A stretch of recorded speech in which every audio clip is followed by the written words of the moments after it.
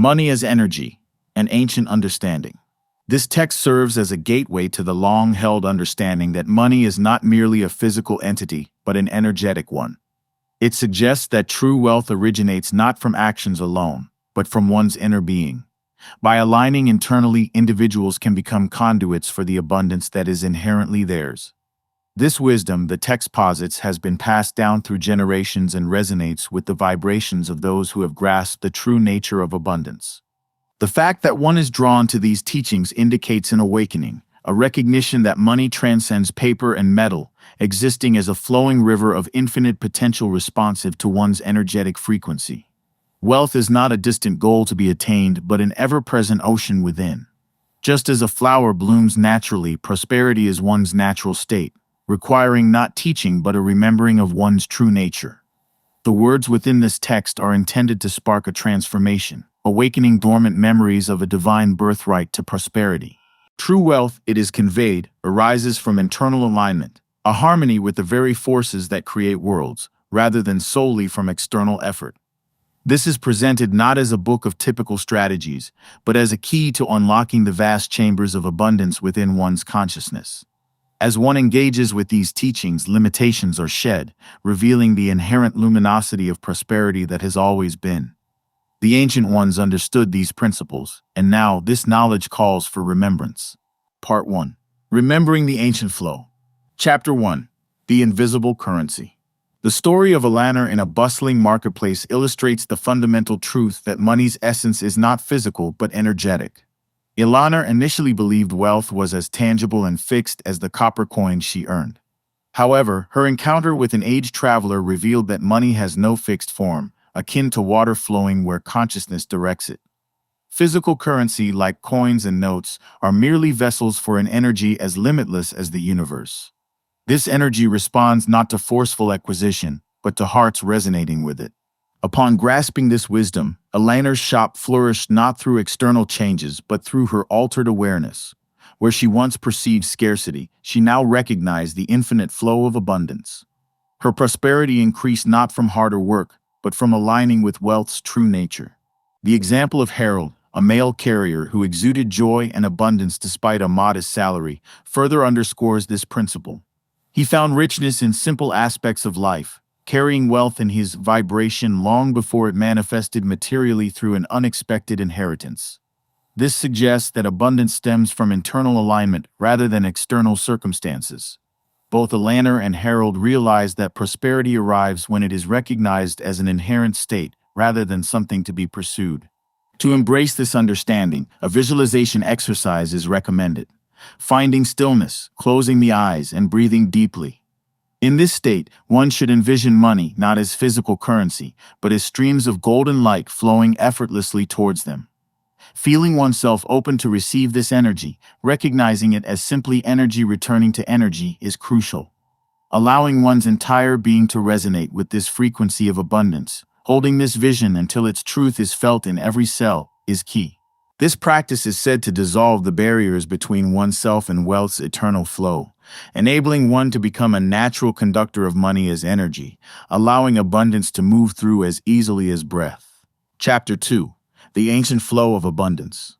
The tale of young Clara and the ancient stone well in the rolling hills illustrates that abundance originates from an infinite stream, not a finite reservoir. Clara observed that the well's flow fluctuated with her thoughts. Gratitude increased it, while fear diminished it. This reveals the eternal truth that life's riches pour forth endlessly, like an inexhaustible river, yet one must align with this flow. Abundance responds to one's inner state. An open heart and belief in endless prosperity are mirrored by the universe. Conversely, grasping at wealth with desperation creates resistance, hindering the very flow. Walter, a merchant who obsessively counted his coins and tried to control his wealth's movement, experienced this resistance firsthand. His attempts to hoard led to his prosperity slipping away. It was only when illness forced him to relinquish control that his business thrived under the care of others he trusted. In surrendering control, he inadvertently opened the pathways to prosperity. These narratives reflect the dual forces within, the capacity to allow or restrict abundance's flow. Like Clara, one can learn to harmonize with prosperity's rhythm, understanding that one's relationship with wealth shapes its flow. Like Walter, one might discover that releasing control amplifies abundance. Each story reflects the universal truth that abundance flows most freely when one aligns with its natural movement rather than attempting to force it. The journey towards prosperity begins with the profound understanding that one is not meant to chase wealth, but to become a channel through which it naturally flows. Another visualization is suggested: envisioning oneself beside a flowing stream, observing golden light mingling with the water. Inhaling while feeling resistance dissolve and exhaling while seeing financial energy move as freely as the water promotes trust in the infinite stream of abundance that permeates all things. Chapter 3: The Magnetic Mind. Dorothy's experience with affirmations highlights the power of the mind in attracting abundance. Initially, her spoken declarations of being a magnet for abundance and deserving prosperity felt unnatural. However, with consistent practice, these words gained conviction. Mirroring the power of her past musical performances, and her affirmed abundance began to manifest in her life. This illustrates that one possesses the power of magnetic attraction. Every moment, the mind broadcasts a frequency into the universe. These transmissions, comprising thoughts, feelings, and beliefs about money, create an energetic field that either attracts or repels prosperity. This is the principle of mental magnetism. Dwelling on lack emanates a frequency of scarcity, while focusing on abundance with unwavering faith broadcasts a signal of prosperity. The universe responds not just to words, but to the emotional energy behind them. Eugene, a shopkeeper whose mind was consumed by worried thoughts of scarcity, unknowingly demonstrated the principle of repulsion. His mental broadcasts of lack manifested in dwindling customers, mounting bills, and missed opportunities. When he shifted his inner dialogue to affirmations of attracting customers and the flow of money, his energy changed, leading to new opportunities, a better location, and increased customer loyalty. Eugene's actions remained the same. His altered magnetic field drew success naturally. One's own magnetic field operates similarly, pulsating with the energy of innermost beliefs and expectations. Every thought about money carries an energetic charge, and every feeling creates a ripple in the universal field, sending waves of attraction or resistance. One is not merely thinking about prosperity, but broadcasting their relationship with it to the cosmos, shaping their financial future with their consciousness. Like a beacon, one's energy signature attracts experiences that align with their deepest convictions about wealth and abundance. A practice involving affirmations is recommended. Writing down affirmations that resonate with one's highest vision of prosperity on 3 separate sheets of paper. Speaking these words aloud while visualizing golden waves of light radiating from the heart, carrying the declaration to the far reaches of the universe, is encouraged. The voice should carry the same conviction that transformed Dorothy's and Eugene's realities. Chapter 4: The Spell of Scarcity. Frank's story, inheriting his father's belief that nothing comes easy in this life, illustrates how inherited beliefs about money can act as limitations. These beliefs, passed down through generations like heirlooms, are often unknowingly accepted, carrying the weight of ancestral fears. The universe itself knows no scarcity, as evidenced by the endless stars and grains of sand. Abundance flows eternally. However, collective human consciousness has been clouded by stories of lack, which are not truths but spells cast by those trapped in the illusion of limitation. Inherited beliefs about money can form invisible chains, binding one to unhelpful patterns.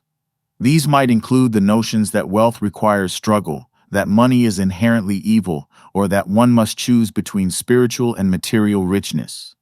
These are not one's own truths, but borrowed burdens. Ruth, a weaver who had absorbed her family's warnings of limited possibilities, experienced a shift when she realized these limiting thoughts were not her own but echoes of a fearful past. With determination, she began to unravel these inherited patterns, ceasing to repeat mantras of lack and releasing the belief in the nobility of struggle. As these old energies dissipated, unexpected opportunities arose, leading to recognition and increased prosperity. The truth, the text asserts, is that scarcity is not one's natural state, but a borrowed garment worn for so long it feels like one's own. Now is the time to return what was never truly yours, shedding these false limitations like a butterfly emerging from its chrysalis.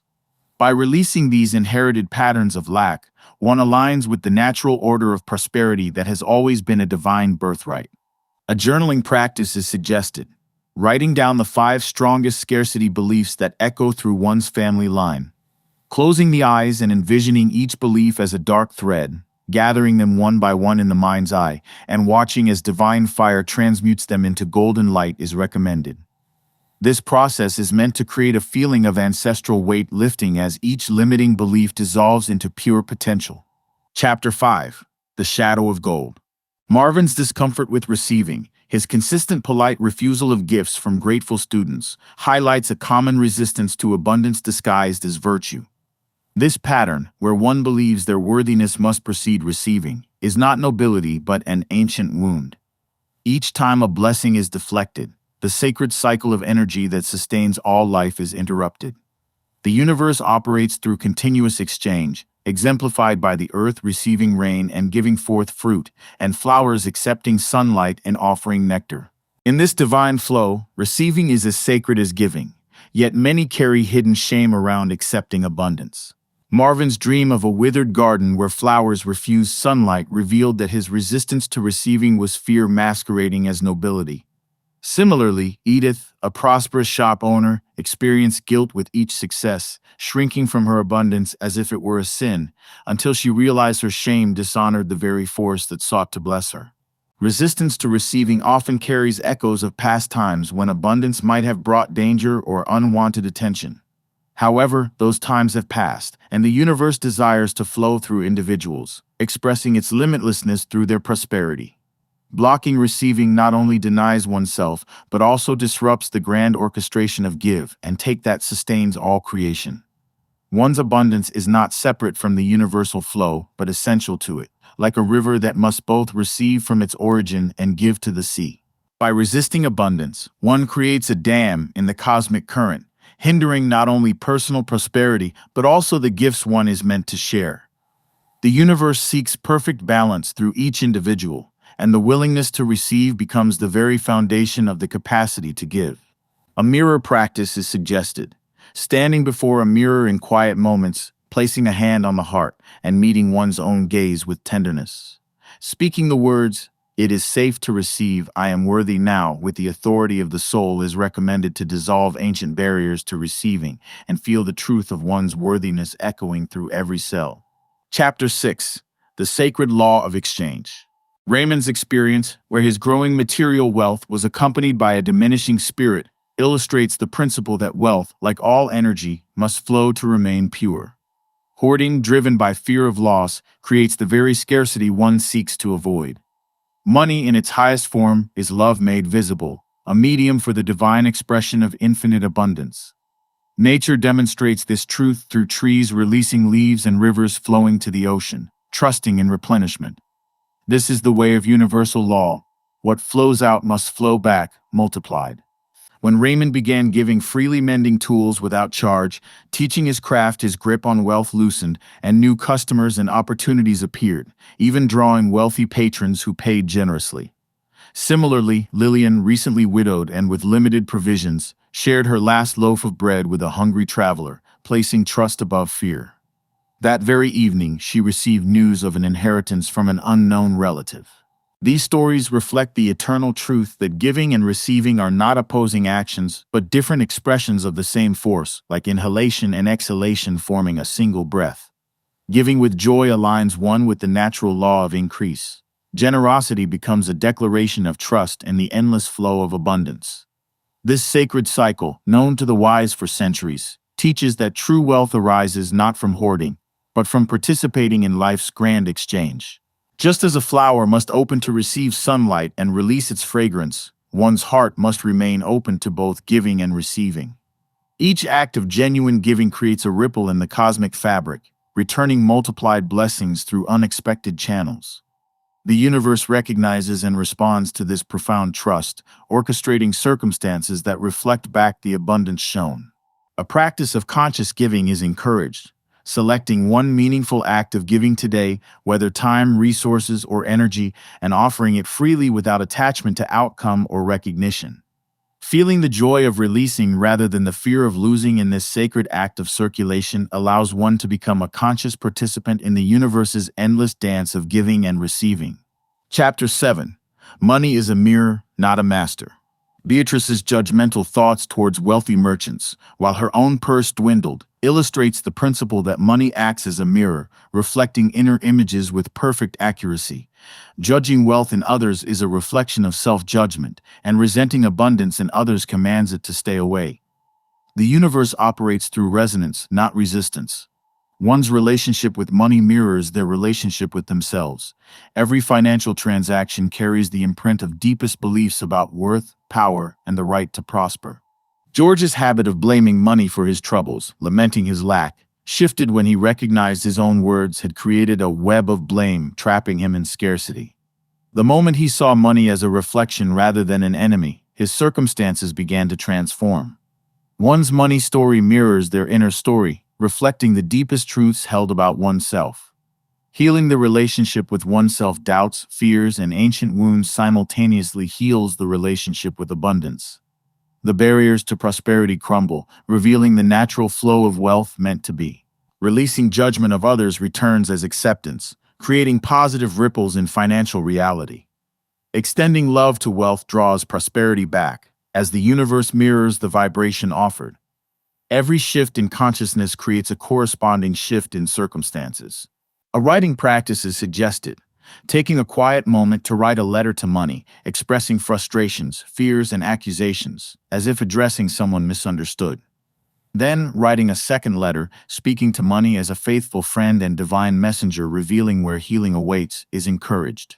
Allowing words to bridge the gap between judgment and understanding, resistance and flow, helps transform the relationship with money, seeing it not as an adversary, but as a mirror reflecting the path to wholeness.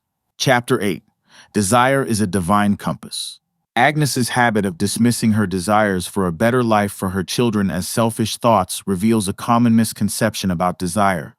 While taught that desire is the root of suffering, this teaching only conveys half the truth. Desires are not random or selfish whims, but sacred messages from the universe, guiding one towards their highest expression. The pull towards greater abundance is a form of divine instruction. Suppressing these desires silences the voice of spirit within. Earl, a gardener who felt a persistent urge to learn about healing herbs despite dismissing it as impractical, eventually surrendered to this inner calling. Following this impulse led to the discovery of ancient knowledge and the establishment of a healing center, bringing unprecedented prosperity. Desires are precisely planted seeds of potential, waiting to bloom into one's destiny. Honoring them aligns one with the universe's plan for expansion.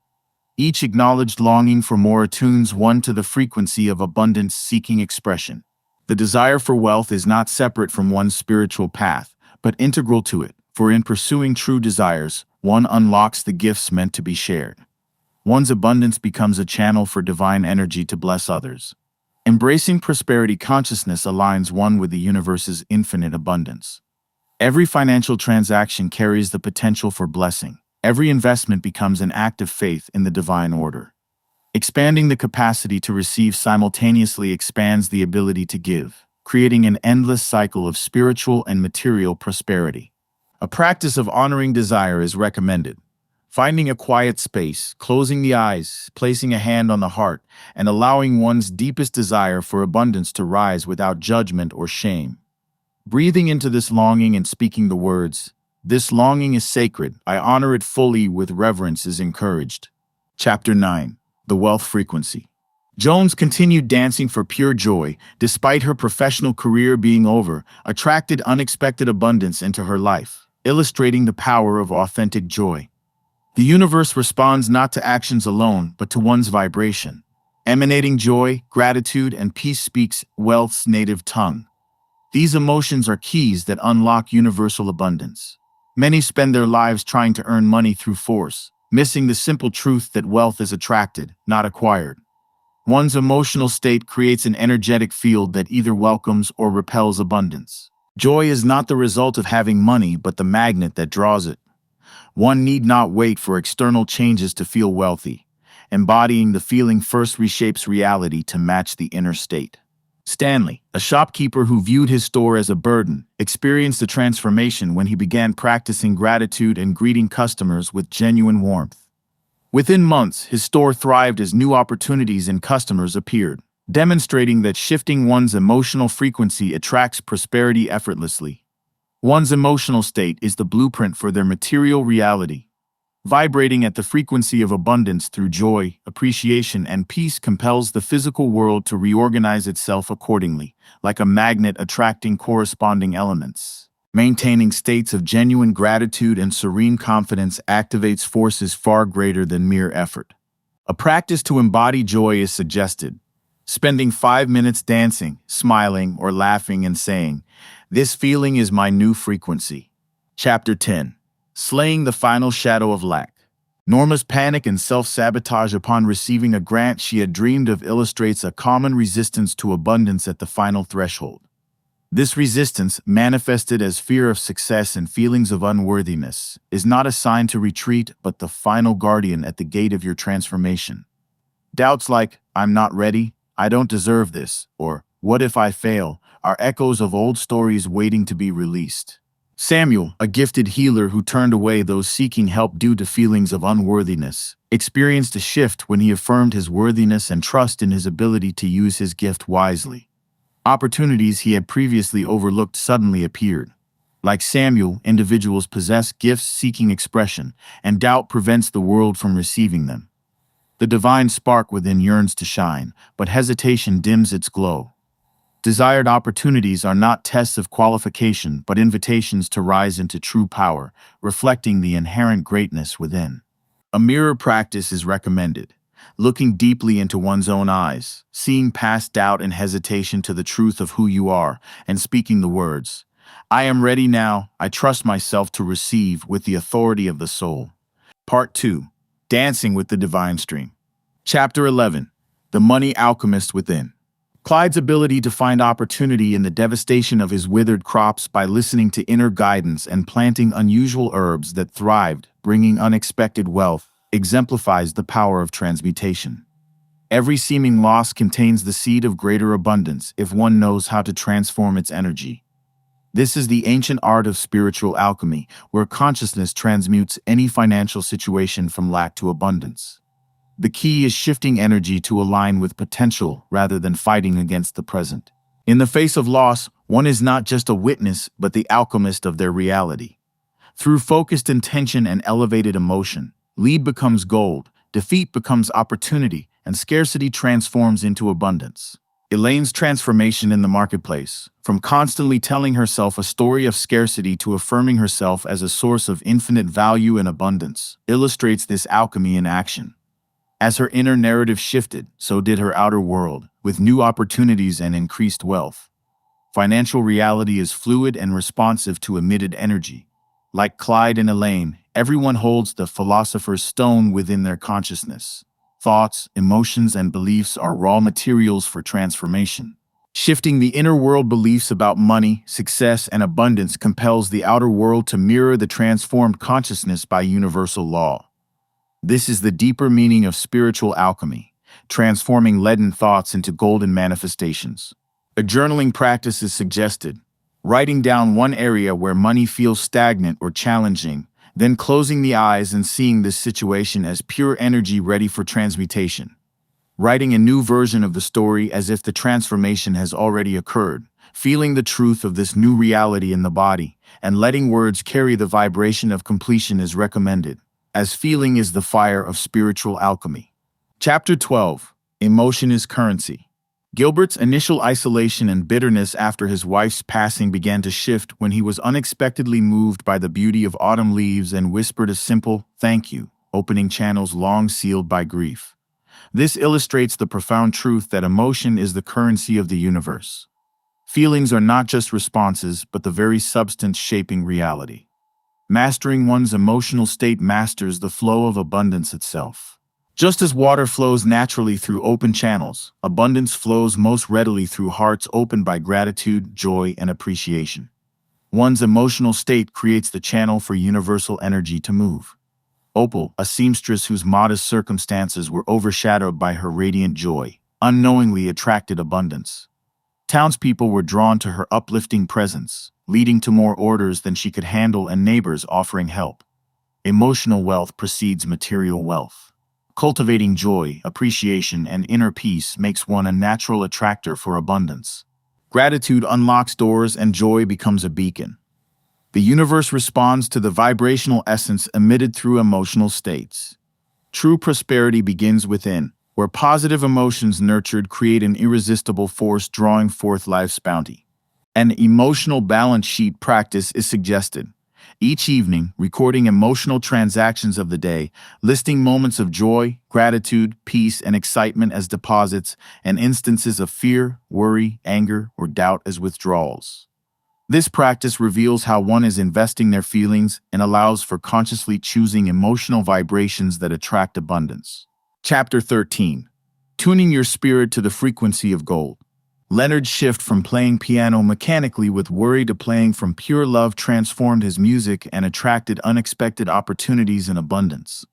This reveals that one's energetic frequency must align with what they wish to receive, like tuning a radio to a specific station. Each morning is an opportunity to tune one's consciousness to the prosperity song. Consider one's emotional state as music. Are they playing notes of lack or harmonies of abundance? The universe responds to the song being played. Doris's 30-day experiment of embodying wealth consciousness in every action, walking, speaking, making decisions as if abundance were already her truth reshaped her reality, leading to an unexpected promotion, debt forgiveness, and new opportunities. The real transformation was internal. She had tuned herself to wealth's frequency. Daily vibration is the point of attraction. Wealth flows not to those who chase it, but to those who match its frequency through thoughts, emotions, and actions. Aligning with the vibration of prosperity makes one a beacon drawing wealth naturally and effortlessly. This is a fundamental law. The universe responds to what one is, not just what one wants. The inner world is where all external manifestations are conceived. Maintaining gratitude and serene confidence activates powerful forces. A wealth frequency routine is recommended, beginning each day by standing tall, breathing deeply, and moving with grace for 5 minutes to align physical energy with abundance. At midday, spending 3 minutes writing gratitude notes for existing wealth. Before sleep, visualizing oneself as a brilliant light radiating prosperity's frequency. Chapter 14. The Divine Circulation Principle. Arthur's obsessive counting of dwindling savings after a layoff restricted the natural flow of money, akin to holding one's breath. Money operates by the principle of breath. It must move to sustain itself. Clinging to wealth too tightly hinders its circulation. Arthur's transformation began when he used his savings to help his ill sister. This act of giving, despite his fear, created an opening, leading to better paying freelance work. The universe responded to his trust with greater abundance. Money in its purest form is energy-seeking movement. Allowing it to flow through giving with faith and receiving with grace makes one a channel for its expansion. The role is not to trap or control this energy, but to participate in its natural circulation. Jeanette's act of giving a housewarming vase to a neighbor led to a chain of generosity, with the neighbor sharing recipes that inspired Jeanette's successful catering business. Wealth multiplies through movement. Releasing one's grip on money with trust creates space for new abundance, and giving from faith strengthens the connection to infinite supply. A practice of financial trust is suggested. Selecting one financial gesture today that symbolizes trust and abundance, such as sharing a meal, contributing to a cause, or investing in someone's dream, performed with complete presence, knowing that what flows out creates space for greater return. As one gives, feel the energy of circulation connecting them to the endless stream of abundance. Chapter 15. Planting Gold in the Garden of the Universe. Sylvia's morning practice of writing her intentions in an aged notebook, infused with reverence, illustrates that intention is the first movement of creation in the spiritual realm. Like a seed, all manifestation begins with clear, focused intention. Planting desires with reverence invites the universe to conspire in bringing them forth. Sylvia's written intentions for her flower shop and teaching children blossomed into reality as opportunities arose. The power lies not in the writing, but in the energy infusing the words. Each intention is a sacred agreement with the infinite. Declaring desires with clarity and calm certainty activates the law of manifestation. Gerald's scattered thoughts and shifting desires in his barber shop led to chaotic results, highlighting that the universe responds to clarity. Without clear intention, energy disperses rather than concentrates. Focused intention, like light through a magnifying glass, ignites manifestation. When thoughts scatter, they create confusion in the cosmic waters, but a single, unwavering beam of intention aligns one with the creative force shaping reality. Ancient masters understood that power lies in the purity of a single, well-formed thought, not the quantity of wishes. A garden of gold journaling practice is recommended. Choosing a notebook that feels sacred and awakens one's spirit to become a sanctuary of clear intention. Each desire planted within should be nurtured with focused attention and unwavering belief, like a gardener tending their plot. Writing with the reverence of inscribing ancient wisdom records the blueprint of future abundance. Chapter 16. Money Loves Purpose. Lena's selfless sharing of her teaching knowledge with neighborhood children led to unexpected opportunities for paid speaking and consulting, illustrating that aligning actions with deeper purpose activates the universe's law of increase. Money in its purest essence flows not to those who chase it directly, but to those who channel their gifts in service of something greater. Wealth grows in proportion to the value created, which springs from authentic purpose. The universe operates through spiritual mathematics. Subtracting expectation and adding purpose leads to natural multiplication. Talents directed towards service become magnetic to prosperity. This is not about trading time for money, but allowing purpose to attract abundance.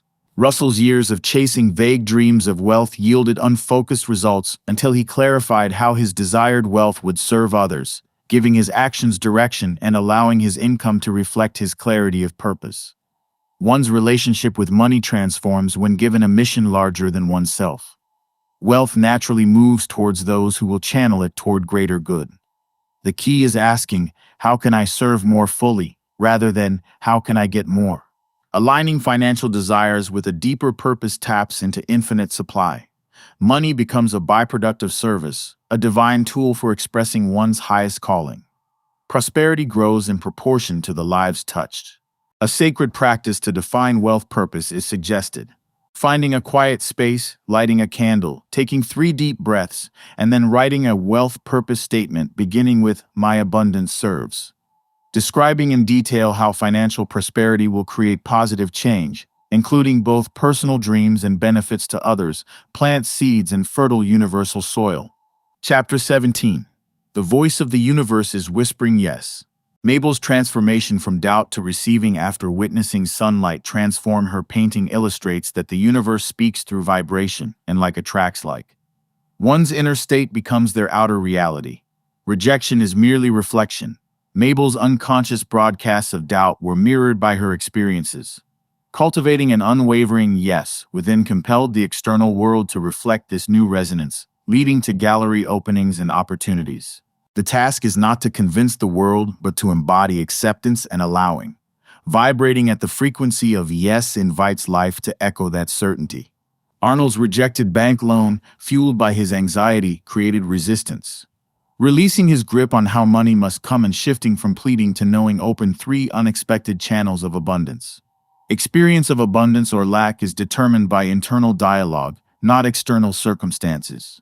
Choosing faith over fear, certainty over doubt, tunes one to the frequency of receiving. Maintaining unwavering trust in infinite supply makes one a natural conduit for abundance. The universe responds to deep conviction, transcending apparent limitations. A sacred practice to cultivate yes is suggested. Sitting in peaceful contemplation, and as doubt arises, meeting it with gentle but firm conviction, speaking aloud, "Yes, it is coming. Yes, I believe. Yes, I can." Letting these words become an anchor and a bridge to abundance rewires one's energetic signature. Chapter 18. Divine Compensation. Virgil's selfless service at the soup kitchen, driven by pure intention, illustrates that the universe records every act of genuine service, creating waves of abundance that must return. Giving without attachment to outcome aligns one with the highest frequency of abundance. Actions become prayers and service a sacred ritual. The universe responds to the love behind the doing. Virgil's service led to becoming the community center's director with greater resources. George's bakery closing, followed by her generous sharing of recipes, resulted in her life's work being recognized by a publisher, turning an apparent ending into a new beginning. Authentic giving creates a vacuum that abundance must fill, not because one seeks return, but because giving and receiving are one movement. The universe responds only to genuine love and action. Giving with joy activates forces beyond knowing. Giving must emerge freely without calculation or expectation. Aligning with the eternal rhythm of this sacred law, not manipulating it, is key. A sacred practice to embody divine compensation is suggested, recalling an act of selfless service, feeling its energy in the heart, and speaking with conviction. That energy returns to me tenfold, I receive it. Chapter 19, Your Inner Oracle.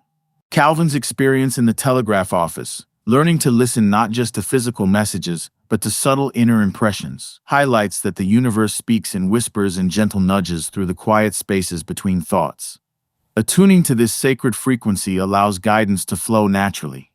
Calvin's trust in unbidden insights about investments led to overlooked opportunities. One's inner guidance system connects directly to infinite intelligence, operating beyond time and space. Like any instrument, it requires calibration through use and trust. Hazel's dismissal of her inner promptings due to doubt led to missed opportunities, teaching her the cost of ignoring her soul's guidance. Surrendering to these subtle urgings revealed her path to prosperity. Doubt is the ego's attempt to control what the soul already knows. Releasing resistance allows abundance to flow. Everyone possesses innate wisdom, a sacred compass guiding towards their greatest good through intuition and synchronicities. The question is whether one is listening and willing to still everyday thoughts to hear these divine promptings. A practice to connect with the inner oracle is suggested. Finding quiet stillness, placing a hand on the heart for 5 minutes, breathing deeply, and asking with sincere openness, what would aligned action look like today? Trusting the answer that arises naturally without forcing or questioning is key. Chapter 20. Building Your Energy Bank. Millie's observation in her laundry shop that her emotional state was a true currency, with positive feelings bringing unexpected blessings and negative feelings creating energetic debt, illustrates the power of conscious emotional choices. Worry is a withdrawal, doubt depletes worthiness, and fear creates energetic debt, while joy compounds, gratitude multiplies, and peace pays dividends. The universe responds not just to actions, but to the energy behind them. Percival, a grocer who deliberately cultivated feelings of appreciation for his shop, experienced increased prosperity and a peaceful atmosphere that attracted customers, demonstrating that energy creates before actions. Every feeling is a seed planted in the field of infinite possibility.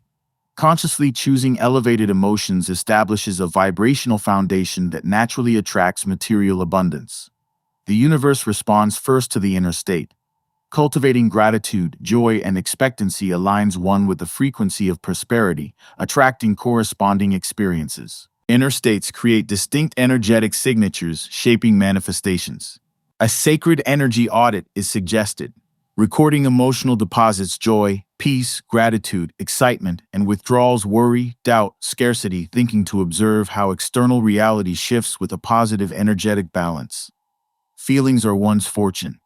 Part 3. Becoming the River of Gold. Chapter 21. The Master Key of Worthiness. Walter's repeated business failures, not due to external factors but a deep-seated belief of unworthiness, illustrate that an inner thermostat of worthiness governs what one allows themselves to receive. When this internal setting clashes with external abundance, the universe aligns reality with deepest beliefs. Wealth flows to those who believe themselves worthy. One's relationship with money mirrors their relationship with themselves. Unworthiness corrodes the channels of abundance. Pearl's transformation from feeling small and apologizing for her dreams to embracing her desires led to her dress shop becoming a sought-after boutique, demonstrating that the universe cannot override one's judgment of worth.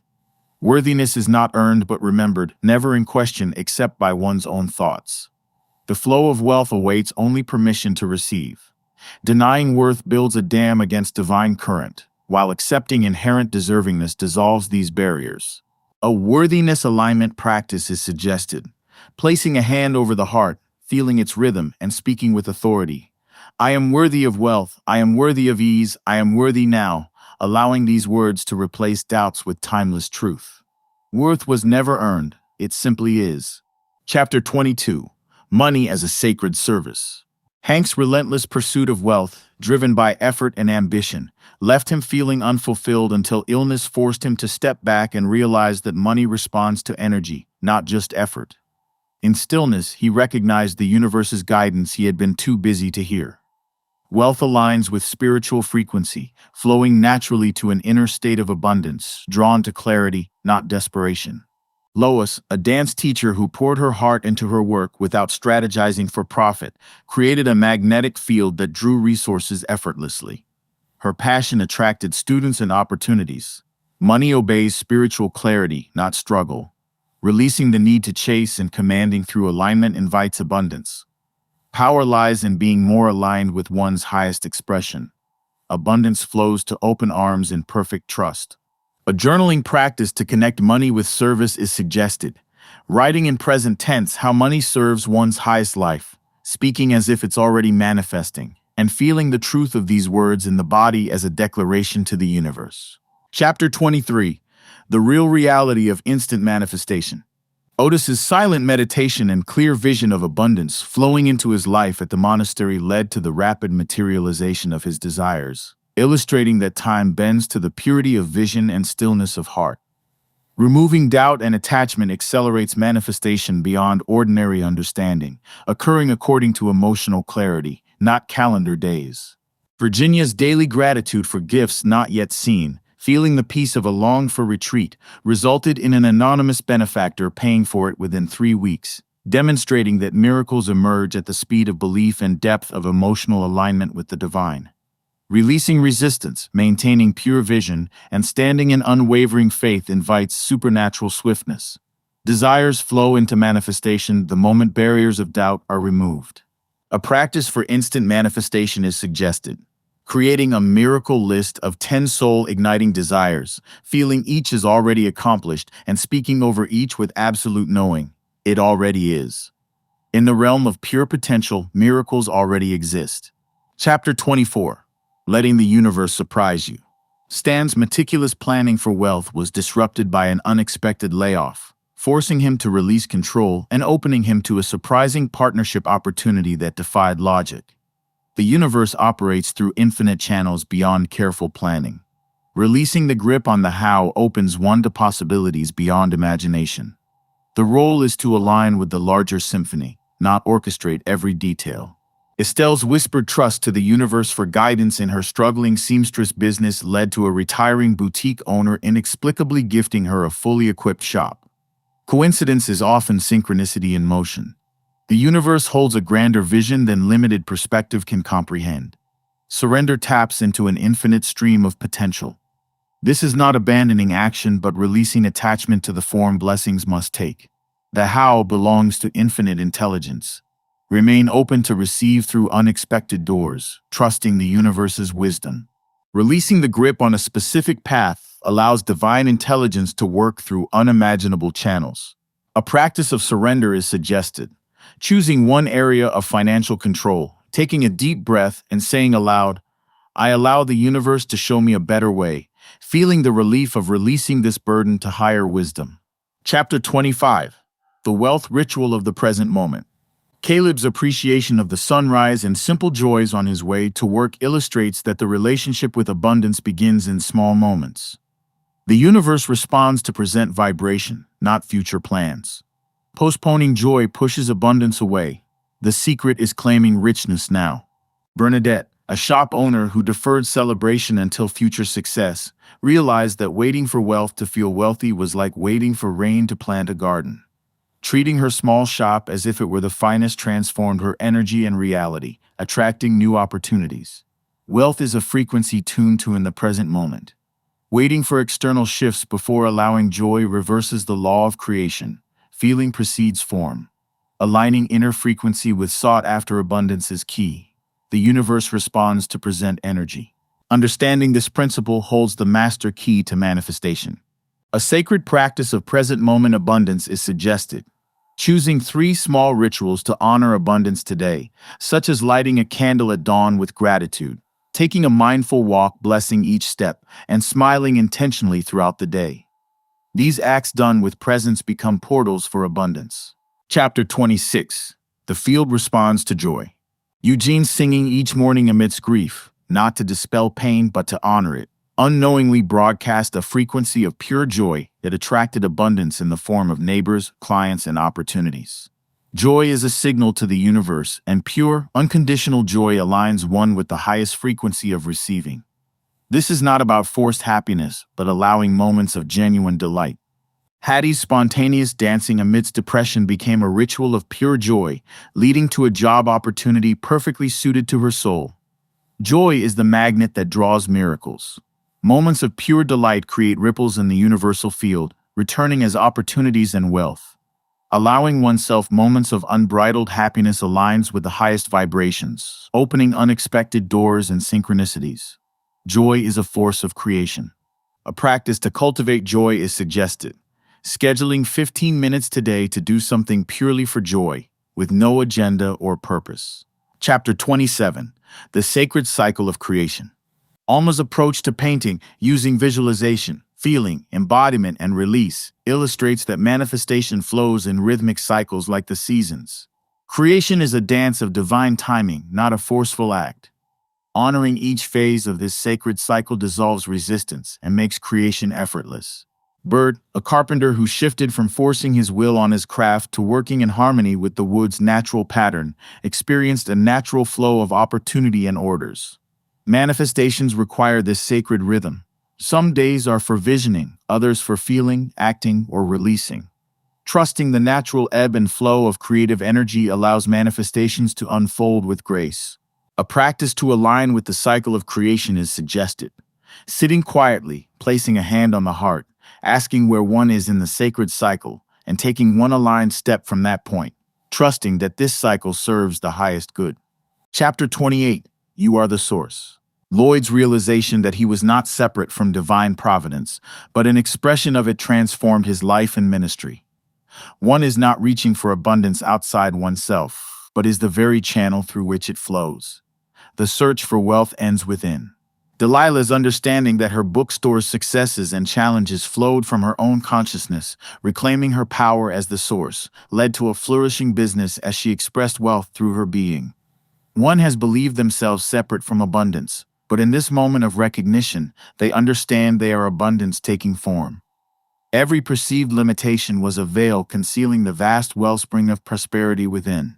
A sacred practice of recognizing oneself as the source is suggested. Standing tall, placing hands on the chest, and repeating, "I am the source, the universe expresses wealth through me." Chapter 29. Wealth as a Ripple. Nancy's funding of an art studio for children, finding joy in their creativity, illustrates that wealth is meant to ripple, touching lives beyond oneself. Aligning with this wisdom multiplies abundance, blessing all it touches. The universe speaks through desires to serve. Wealth transforms lives when guided by love. Clarence's consistent giving to build a community center, though he didn't see its completion, created ripples that touched lives for decades, demonstrating that wealth is measured by what one sets in motion. Abundance is a living force seeking expression through acts of service and love. Allowing prosperity to flow toward what calls the heart aligns with the universe's deepest intention, the expansion of joy through giving. One's legacy is alive in every choice to bless others. A sacred practice of creating ripples is suggested. Writing down one way current or future wealth can serve others and beginning that ripple today, even in a small way, trusting that as one blesses others, the universe's abundance flows more freely. Chapter 30. The Golden Life. Henrietta's shift from struggling with rejection to living in quiet abundance by becoming the essence of it illustrates that true wealth flows from deep alignment, not striving. Embracing the abundance already present in simple moments transformed her life.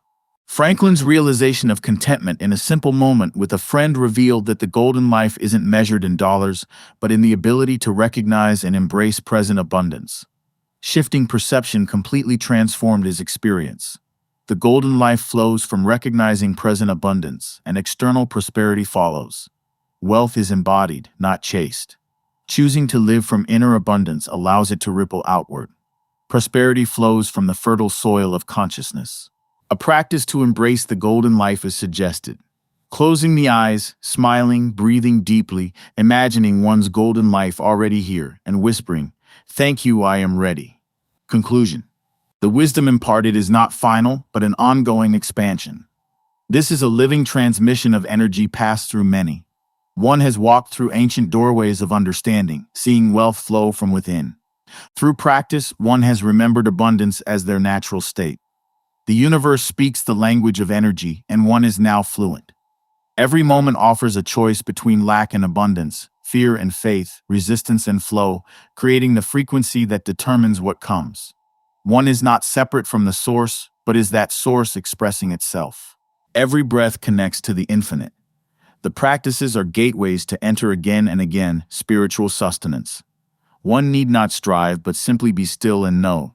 You are the magnet, the gold, the abundance. The universe delights in expressing abundance through you, waiting for your permission and open arms. Step forward as a knower, as one who is the river of abundance flowing eternally.